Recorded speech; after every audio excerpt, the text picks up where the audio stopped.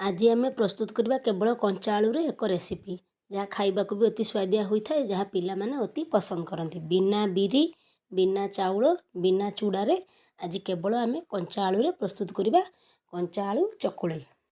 बहुत नरम भी होता है और समस्ते पिलाठू बड़ जाए समस्ते पसंद करती। एठी आम दुईटा कंचा आलू नहीं भल भाव चोपा छड़े देचे। आपण कंचा आलू को भी बेसी कम भी करें। तापर आम ए सबको छुरी साहाय्य काटी नवा। नमस्कार, अनु किचेन आपण मानक अनेक अनेक स्वागत। घर को जदि हठात किए आसी जाती तो ये रेसिपी बहुत कम समय अल्प सामग्री भी आम प्रस्तुत करी समस्त को खाइबा को दे परिबा, जहाँ अति स्वादिया होता है और तुला परी नरम होता है। देखो ये आम दुईटा जाक आलू प्रथमे 3-4 फाड़ करनवा, तापर एपटे भी आम 3-4 गड़ करनवा। या बड़ सान करी काटी पारे। देखो मुझे सब आलू काटी नहीं, आलू को आम भल भाव धोई नवा। गोटे ग्राइंडर जार नवा, आलू को आम धोई नवा और सब ग्राइंडर जार को देदेबा। एठी आम सब आलू ग्राइंडर जार रे दे देचे। तापर एठी आम 2-3टा बड़ पियाज ताकू भी आम काटी नवा। ताकू छोट छोट कर काटी नहीं, ताकू भी आम ग्राइंडर जार रे देदेबा। अल्प एठी आम अदा नहीं, ताकू भल भाव काटी नहीं और ताकू धोई नहीं, ताकू भी देदेबा। तापर आम अल्प रसुण ताकू भी आम चोपा छड़ी ताकू भी धोई नहीं ताकू देदेबा। 4टी कंचा लंका एठी आम ताकू भी देदेबा ग्राइंडर जार। तापर आम सबको ग्राइंडिंग करी आनिबा। देखंतु आम सब ग्राइंडिंग करी आनिछे केमिति देखा जाउछे। बिल्कुल भी खंड रखिबेनी, भल भाव ताकू प्लेन करी ग्राइंडिंग करी आनिबा। तापर आम सेम ग्राइंडर जार रे गोटे गिना पाखापाखि सुजी नेचे ताकू आम देदेबा। देसला पर अल्प पानी देदेबा। पानी दे आम ताकू भी भल भाव चिकन करी ग्राइंडिंग करी आनिबा। देखंतु सुजी एठी केमिति आमर देखा जाउछी, ताकू भी आम भल भाव चिकन करी ग्राइंडिंग करी आनिछे। जो बाउल रे आम आलू ग्राइंडिंग करी देइथिले सेही बाउल रे आम एठी जो ग्राइंडिंग कर रखीचे सुजी ताकू भी देदेबा। दे सारा पर आम ए सबको भल भाव गोले नेबा, जेमती सुजी और आलू आमर भल भाव गोले हुई जिवो। चामच साहाय्य आम ए सबको 3-4 मिनट पाखापाखि गोले नेबा, जेमती भल भाव आम ए सब फेंटी नेबा। आपण चाहिले याकू हाथ रे भी भल भाव फेंटी पारिबे। सब भल भाव गोले सारा पर आम 2-3 मिनट पाखापाखि साइड कर रखीदेबा। बेसी समय रखिबेनी, नले आलू अच्छी आमर एठी कला पड़ीजिवो। तापर 2-3 मिनट पर देखंतु एठी आम स्वाद अनुसार लुण देदेबा।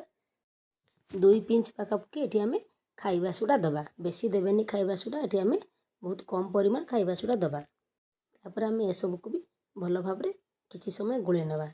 मते एठी हल्का बहलिया लागुची। मु जो ग्राइंडर रखिथिली ग्राइंडर जार धोई आम एथिरे पानी देदेबा। आ भल भाव जेमिति चकुली बेटर आम प्रस्तुत करूची सेही भली आम भल भाव प्रस्तुत करिनबा। आपको जदि बेसी बहलिया लागुची आपण अल्प पानी दे ए सब भल भाव गोले नेबे। जेमिति आम चकुली प्रस्तुत करूचे सेतिकी पानी करिबा, बेसी पानी करिबानी बा बेसी सुखिला करिबानी। तापर आम एठी ए सब साइड कर देबा। तापर तावा बसी देथिले, तावा गरम होला पर एथिरे आम अल्प तेल देदेबा। तेल को भल भाव तावा रे सब जगह लगे देबा।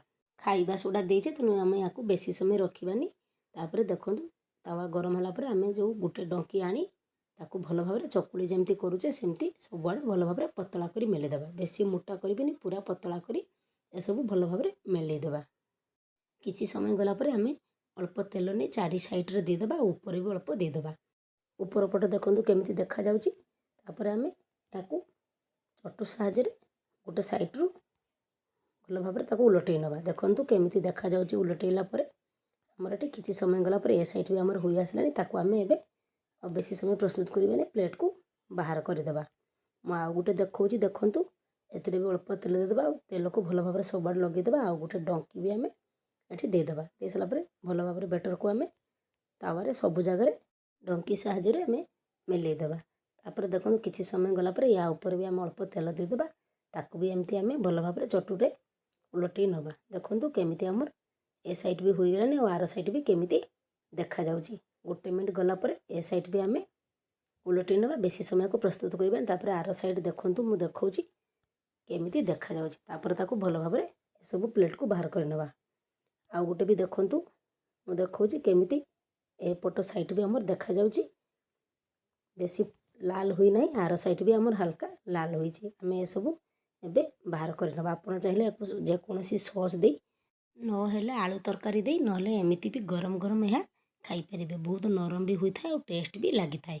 एथिरे आम अल्प पियाज, अल्प रसुण, अल्प कंचा लंका और अदा अल्प देथिले तेणु बहुत स्वादिया भी लगी थाए। राग राग हल्का लगी थाए।